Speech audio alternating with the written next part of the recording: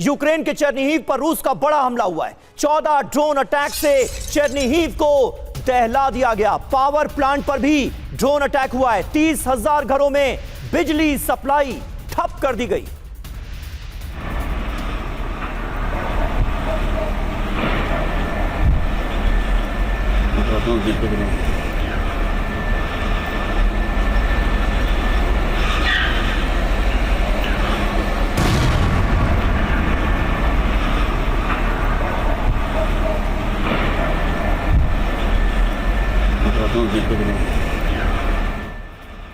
और देखिए war zone से एक और बड़ी खबर, क्योंकि वॉर जोन में रूस का विध्वंसक हमला देखने को मिला। कलिनोवस्की में यूक्रेनी ठिकानों पर ड्रोन से अटैक किया गया। ये देखिए आप, हमले में कई यूक्रेनी सैन्य डिपो तबाह हुए हैं।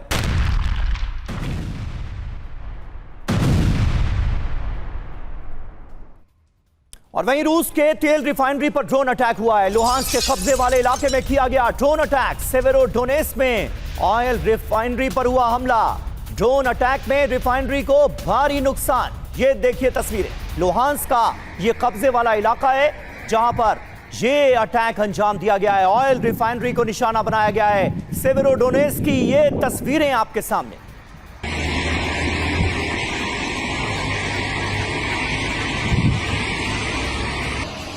और एक और बड़ी खबर, एक और नेटो देश में ड्रोन घुसपैठ हुई है। फ्रांस के आसमान में दिखा है संदिग्ध ड्रोन। सैन्य ठिकानों के ऊपर उड़ रहा था यह ड्रोन। डेनमार्क के बाद फ्रांस में ड्रोन की घुसपैठ। द सन की रिपोर्ट के हवाले से यह बहुत बड़ा दावा किया जा रहा है। तो आखिर यह घुसपैठ किसने की है? संदिग्ध ड्रोन नजर आया, और क्या जो शक है वो नेटो कंट्रीज की तरफ एक बार फिर से रूस की तरफ है क्या? यह अपने आप में बड़ा सवाल।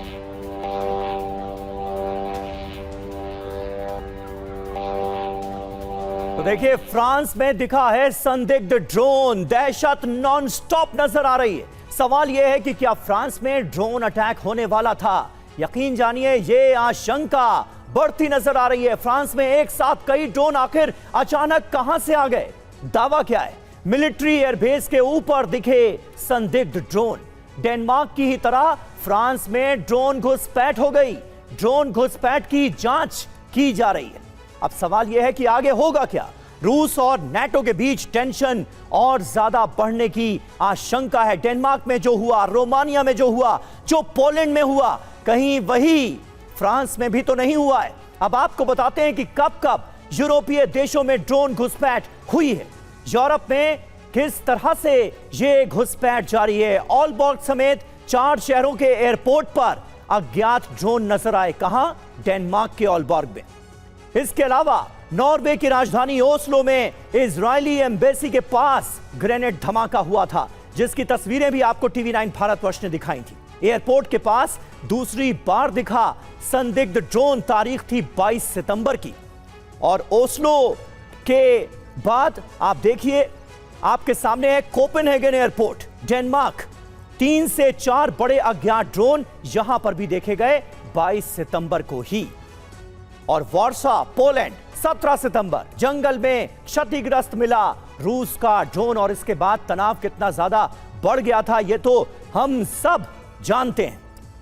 हमारे साथ 2 बहुत खास मेहमान मौजूद हैं। Major general VK. दत्ता हमारे साथ मौजूद हैं और डॉक्टर संदीप त्रिपाठी, विदेश मामलों के जानकार हमारे साथ मौजूद हैं। और आज इसी शो के बाद रूस के रोस्तोव निकल रहे हैं डॉक्टर संदीप त्रिपाठी। लेकिन सबसे पहले दत्ता जी, मैं आपसे जानना चाहूंगा, इस वक्त जो स्थितियां नजर आ रही हैं फ्रांस में जो हुआ है, क्या उसे इस सिलसिलेवार कड़ी से आप जोड़कर देखेंगे? जो पोलैंड में हुआ, जो इससे पहले नॉर्वे में हुआ, रोमानिया में हुआ, क्या उसी की एक कड़ी आगे बढ़ती हुई नजर आ रही है फ्रांस में जो संदिग्ध ड्रोन नजर आए? कैसे देखेंगे?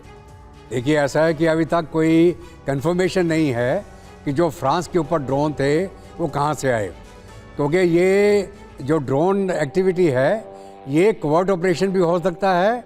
कोई जो स्पेशल फोर्सेस के लोग या जो इंटेलिजेंस के लोग होते हैं वो फ्रेंच नागरिकों के माध्यम से भी ड्रोन ऑपरेशन करके वहाँ के मिलिट्री इंस्टॉलेशन का जायज़ा ले सकते हैं। तो ये ज़रूरी नहीं कि रशिया से ड्रोन उड़ के ऑल द वे वो फ्रांस के ऊपर गया और वहाँ पे जाके वहाँ से टर्न बैक करके आया, क्योंकि जितना सर्विलेंस है आज के दिन में, चाहे नेटो का हो, चाहे नेबरहुड के अंदर पोलैंड में हो, एस्टोनिया में हो, लटाविया में हो, तो पूरे का पूरा जो एयर स्पेस है उसको बड़े संदिग्धि से मॉनिटर किया जा रहा है। तो अगर फ्रांस के ऊपर ड्रोन पहुंच गए हैं, वो कहाँ से आए, किसके हैं, अभी तक ये कंफर्मेशन कोई किसी के पास नहीं है। लेकिन ये ज़रूर है कि रशिया इनको टेस्ट कर रहा है, इनकी क्षमता को टेस्ट कर रहा है, चाहे वो ड्रोन भेज के कर रहा हो, चाहे अपने एयरक्राफ्ट भेज के कर रहा हो, कि इतना इनकी रिएक्शन कैपेबिलिटी और इनका जो यूएन जो इनका नेटो का जो आर्टिकल 4 या आर्टिकल 5 है, ये कहाँ तक जाके उसको एक्टिवेट करेंगे जी। तो ये जो पहले भी इन्होंने कार्रवाई करी थी ड्रोन भेजने की, चाहे पोलैंड की तरफ हो, यहाँ जो आपके रोमानिया की तरफ गए, यहाँ एस्टोनिया और इसके अगल बगल में बिल्कुल सर। और अब फ्रांस से खबर आ रही है कि यहाँ पर एक संदिग्ध ड्रोन, हालांकि अब क्या वाकई में इसके पीछे रूस है, ये तमाम सवाल। एक और बड़ी खबर, रूस और यूक्रेन के बीच टेंशन और ज्यादा हाई हो गई है। अमेरिका से रूस की यूरोप नेटो को धमकी। रूस के विदेश मंत्री लावरोव ने क्या कहा? यूक्रेन युद्ध पश्चिमी देशों ने भड़काया है, ये लावरोव बोल रहे हैं। नेटो ईयू ने रूस के खिलाफ युद्ध छेड़ा है। तो अमेरिका से महायुद्ध का एक तरह से इसको ऐलान माना जा रहा है। रूसी विमान गिराने वाले ट्रंप के बयान पर रूस काफी ज्यादा भड़क गया है। रूसी विदेश मंत्री लावरोव की अमेरिका से नेटो को चेतावनी। पश्चिम देशों ने युद्ध, जो यूक्रेन युद्ध है, उसको भड़काया।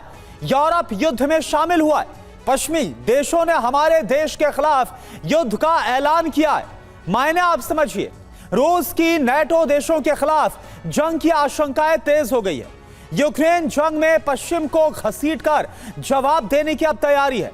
बड़ी बात क्या है? लावरोव ने यूएन के मंच से पश्चिमी देशों पर आरोप लगाया। संदीप त्रिपाठी सर, आप जिस तरह से इस वक्त जो रूस में हो रहा है, और आप खुद जैसा कि आप बता रहे थे कि रोस्तोव भी आपको रवाना हो रहा है, आप बहुत गहराई से समझते हैं वहां के हालात को भी, क्या लग रहा है कि सरगेई लावरोव की तरफ से ये जो वार्निंग दी गई है, अमेरिका, नेटो, यूरोप को घेरा गया है, क्या लग रहा है, क्या इसका मतलब इंडिकेशन मिल रहा है आपको? देखिए करुणा जी, 2004 से लगातार जब रूस का क्लाउड बढ़ने लगा और पुतिन ने एक ये जिद मानी थी कि जो सोवियत यूनियन का जो एक यश था, ग्लोरीफाइड एक हिस्ट्री थी, उसको रिस्टोर करने की पुतिन की एक महत्वाकांक्षा थी। उसके बाद से आप लगातार देखिए कि नेटो रूस के पीछे पड़ा था। 2007 में हमने जॉर्जिया का केस देखा, 7-8 में, इसके बाद से 2013 में हमने देखा, और इसके बाद कंटिन्यू ये जो फरवरी 2022 के बाद से ये वॉर स्टार्ट हुआ, उसके जड़ में कई बार मैं आपको कोट बताना चाहूंगा जॉन मर्शाइमर को, अमेरिकन फिलोसफर, उन्होंने एकदम बहुत ही क्लियरली बोला था कि ये पूरी जो फसाद की जड़ है, जो पूरे युद्ध की जड़ ही है नाटो का ईस्टवर्ड एक्सपेंशन। तो पुतिन बार बार कह चुके हैं कि हमारे कोर सिक्योरिटी इशू को यदि आप थ्रेट देंगे तो हमारे अस्तित्व को चुनौती देंगे, तो रूस पूरे नाटो से लड़ेगा। और ये पहली बार नहीं है नाटो से लड़ रहा है। और संदीप जी, आपने ध्यान दिया, सरगेई लावरोव अपने बयान में ये कह रहे हैं कि आप प्रत्यक्ष रूप से डायरेक्टली इन्वॉल्व है, नेटो और ईयू हमारे खिलाफ जंग लड़ी जा रही है, डायरेक्टली, प्रत्यक्ष रूप से। निसंदेह आप सही कह रहे हैं कि अभी तो वो फ्यूल कर रहे थे, वो इनडायरेक्टली वॉर को फ्यूल कर रहे थे, उनको वेपन्स दे रहे थे। अब तो आप देखिए इनकी जो बैठकें होती हैं वहां पर पूरी तरीके एक कलेक्टिव कॉन्सेंसस बना करके तैयारी की जाती है कि रशिया को कैसे अटैक करना है। पहले उन्होंने इकोनॉमिकली सैंक्शन किया, इकोनॉमिकली आइसोलेट किया। जब पुतिन उससे ऊपर आ गए, बाहर निकल आए, अपनी इकोनॉमी को रिकवर किया, चाइना इंडिया के साथ एक अच्छे संबंध बनाए, उसके बाद ये एक दहशत छा गई पूरे यूरोपियन कंट्री में, और एक छोटा सा कुछ हो जाता है। अभी फ्रांस का आपने बता रहे थे, ये दहशत में क्यों आ जाते हैं, रोमानिया दहशत में क्यों आ गए, पोलैंड दहशत में क्यों आ गए? जब आप 40-50 देश एक साथ मिल करके रशिया को पूरी तरह से मात देने की तैयारी में हो और आप पर छोटा सा ड्रोन आ जाता है, आप दहशत। यहां तो पूरा का पूरा यूरोप मिलकर यूक्रेन के साथ खड़ा नजर आ रहा है, रूस के खिलाफ जंग लड़ रहा है, और दहशत में तब भी थे जब कुछ भी नहीं हुआ था, तब भी कहा जा रहा था कि यूरोप के लिए बड़ा खतरा बन गया है रूस। और आज तो ये जो छिटपुट ड्रोन निकल रहे हैं, गिर रहे हैं, उसको लेकर तो काफी ज्यादा दहशत है। डोनाल्ड ट्रंप का बयान आ गया है, रूस की अर्थव्यवस्था बर्बाद हो रही है। ये कौन कह रहा है? डोनाल्ड ट्रंप कह रहे हैं। सूमी और खार्किव में रूस की पकड़ कमजोर हो रही है। देखिए किस तरह से अब अपने बयानों से यू टर्न लेते हुए सीधे सीधे डोनाल्ड ट्रंप नजर आ रहे हैं। कह रहे हैं कि सूमी और खार्किव में रूस की पकड़ धीरे धीरे कमजोर हो रही है। सुनिए जरा। तो ट्रंप और ज़ेलेंस्की का, क्योंकि ये बयान आपने सुना डोनाल्ड ट्रंप का, इसके बाद क्या इंडिकेशन मिल रहा है, प्लान क्या है, रणनीति क्या है, ये हम समझने की कोशिश कर रहे हैं। रूसी इकॉनमी जल्द समाप्त, जी हां, रूस पर ट्रंप ने क्या कहा, पहले आप ये समझिए। यूक्रेन के कई इलाकों में रूस की पकड़ और ज्यादा कमजोर हुई है, यह कहा गया। सूमी, खार्किव में यूक्रेनी सेना की पकड़ मजबूत हुई है, रूस की इकॉनमी बर्बाद हो रही है, डोनाल्ड ट्रंप ये बोल रहे हैं। यहां कह रहे हैं रूस ने सब कुछ दांव पर लगा दिया है, रूस लगातार यूक्रेन पर बमबारी कर रहा है, पुतिन बिना वजह लोगों को मार रहे हैं, हमारी जंग होती तो एक हफ्ते में खत्म हो जाती, ये कहा है डोनाल्ड ट्रंप ने। दत्ता सर, किस तरह से आप डिकोड करेंगे, हालांकि डोनाल्ड ट्रंप कब क्या कहते हैं इसे डिकोड करना कई बार बहुत मुश्किल होता है, पल पल तो बदलते हैं वो, पलटते हैं वो। डोनाल्ड ट्रंप ये कह रहे हैं, कुछ दिन पहले उन्होंने कहा कि रूस ने जो हिस्से कब्जा लिए हैं यूक्रेन के, यानी 20% जिन इलाकों पर कब्जा हो गया है रूस का, वो भी ज्यादा दिन तक रूस के पास रहेंगे नहीं। और अब ये बयान कैसे देखेंगे? बिल्कुल, देखिए ऐसा है, ये यूनाइटेड नेशन जनरल असेंबली में कोई बड़बोला होकर बोलना एक अलग बात है, हाँ। और ज़मीन के ऊपर जंग लड़ना एक अलग बात है। उनका नमूना आपने अफगानिस्तान में देख लिया था, कैसे अपनी Bagram air field, air base, सारा एसेट छोड़ के ये वहाँ से भागे थे, वहाँ से अफगानिस्तान से, और ये रूस को नसीहत दे रहे हैं कि एक हफ्ते में जंग खत्म कर देते। जहाँ तक रूस का सवाल है, रूस बड़ी स्ट्रॉन्ग पोजीशन में है पूरे ईस्टर्न, सदर्न और नदर्न फ्रंट पे। वो ज़मीन के ऊपर लगातार बढ़त बढ़ाते चले जा रहे हैं। हालांकि यूक्रेन अपने ड्रोन वगैरह भेज के छोटा मोटा नुकसान कर रहा है रशिया में, लेकिन ज़मीन पे कब्जा रूस कर रहा है। यूक्रेन के अंदर आज के दिन में सैनिक ही नहीं बचे जो लड़ सकें, उनको ज़बरदस्ती पकड़ पकड़ के रिक्रूट किया जा रहा है।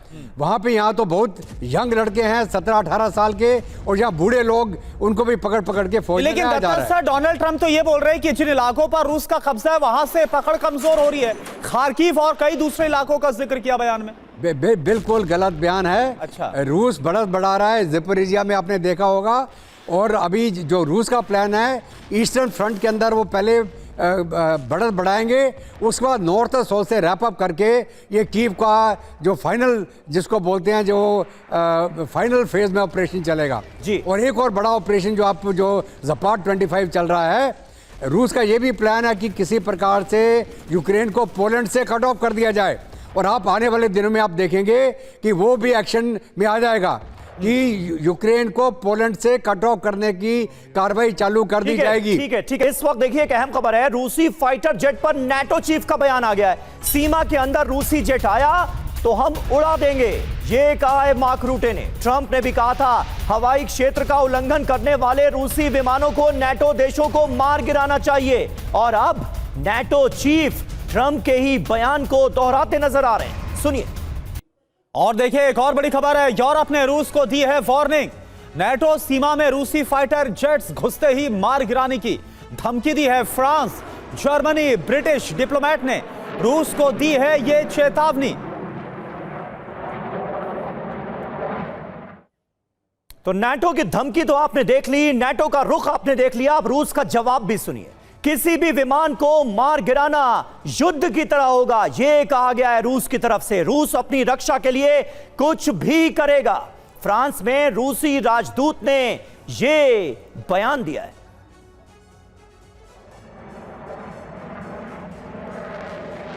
तो रूस को यूरोप से बड़ी धमकी, एक तरह से अल्टीमेटम यह दिया जा रहा है, वार्निंग है सीधी, सीमा उल्लंघन अगर किया गया तो अब खैर नहीं है।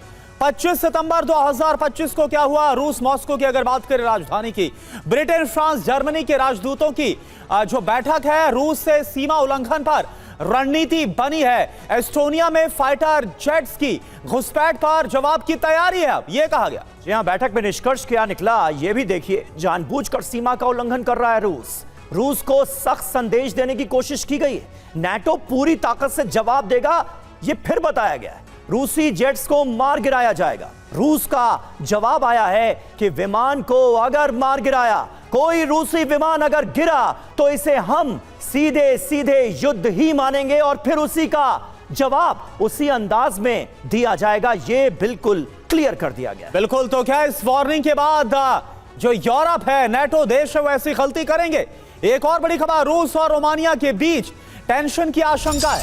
रूस के खिलाफ रोमानिया की बड़ी जंगी तैयारी। रोमानिया ने रूसी ड्रोन गिराने की मंजूरी दी है। एयर स्पेस उल्लंघन पर ड्रोन गिराएगा रोमानिया, यह कहा गया है।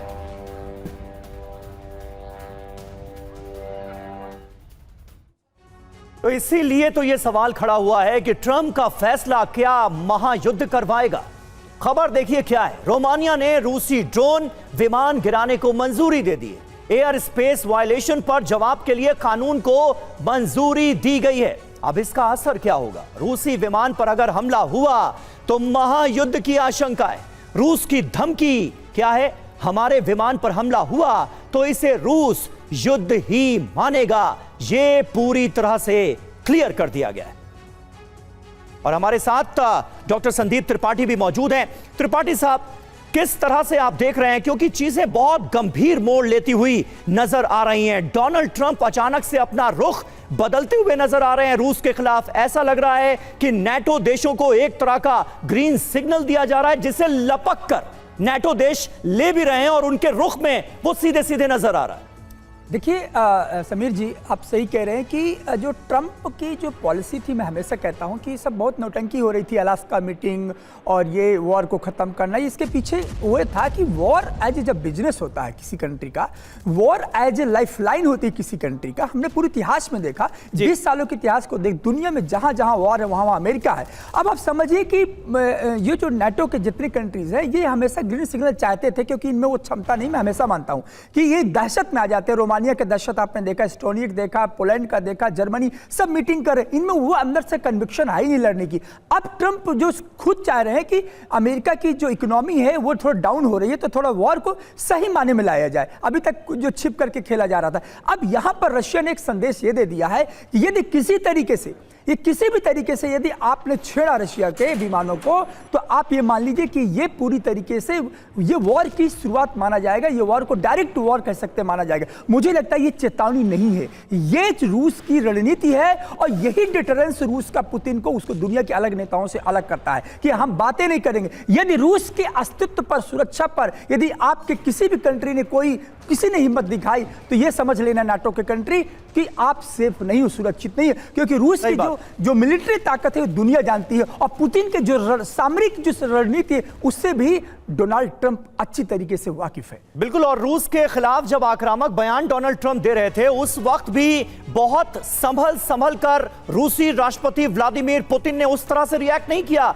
जैसे डोनाल्ड ट्रंप करते नजर आ रहे थे। फिर जब दोस्ती की कस्में खाते डोनाल्ड ट्रंप नजर आए, उस वक्त भी बहुत संभल कर रूस की तरफ से बयान आया। और अब एक बार फिर डोनाल्ड ट्रंप ने अपने रुख से यू टर्न ले लिया है। नेटो से फुल स्केल वॉर की तैयारी में है रूस। 2030 तक नेटो रूस की बहुत बड़ी जंग हो सकती है।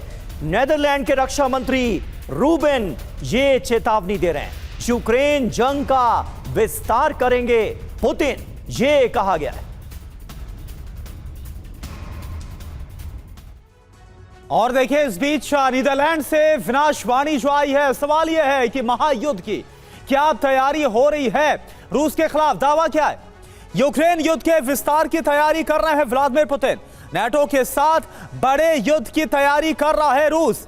यूक्रेन के साथ पूरे पश्चिम के लिए खतरा है रूस। पुतिन की पश्चिम को कमजोर करने की कोशिश, ये नीदरलैंड्स की तरफ से कहा गया है। रूबेन जो रक्षा मंत्री है नीदरलैंड के, वो ये दावा कर रहे हैं। आखिर दावे के पीछे तीन तर्क क्या हैं, वो भी आप समझिए। रूस अपनी इकोनॉमी को मजबूत कर रहा है, बड़े स्तर पर हथियारों का प्रोडक्शन कर रहा है और युद्ध के लिए सैनिकों की भर्तियां कर रहा है।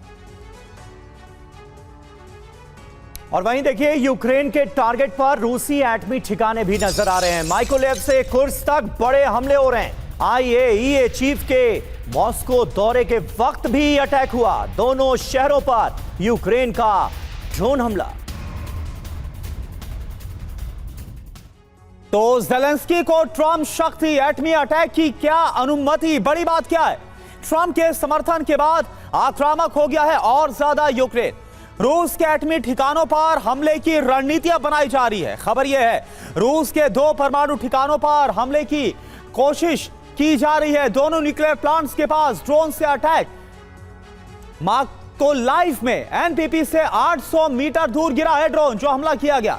कुर्स्क में एनपीपी की दीवार से टकराया है यूक्रेनी ड्रोन। हमले के वक्त आईएए चीफ ग्रॉसी मॉस्को में ही थे जिस वक्त यह अटैक हुआ।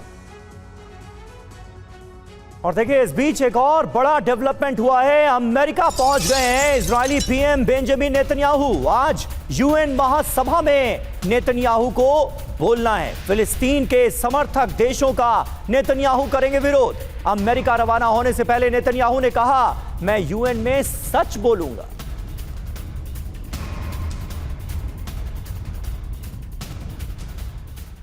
तो आप देखें नेतन्याहू का प्लान गाजा। बड़ी बात क्या है, यूएन में गाजा फिलिस्तीन पर बोलेंगे नेतन्याहू। फिलिस्तीन के समर्थक देशों का विरोध करेंगे।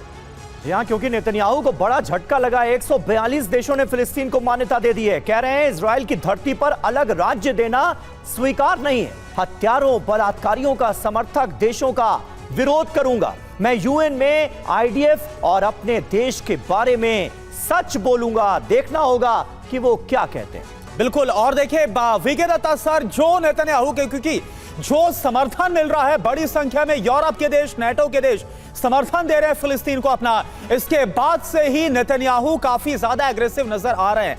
जो आज उनकी तरफ से संबोधन होगा, जो कहा जाएगा, क्या आपको लगता है कि इसके बाद स्थिति और ज्यादा खराब हो सकती है, क्योंकि वो इसी समर्थन के विरोध में खुलकर पहले भी आ चुके हैं? देखिए ऐसा है, नेतन्याहू का आज के दिन में अमेरिका की सीनेट पे उनकी जो अलग अलग पार्टियां हैं, जो डिसीजन मेकर हैं अमेरिका में, उसके ऊपर उसका बहुत अच्छा प्रभाव है और उसके पकड़ है। उसी के चलते अमेरिका हर एक एक्शन जो इजराइल ले रहा है उसको सपोर्ट कर रहा है।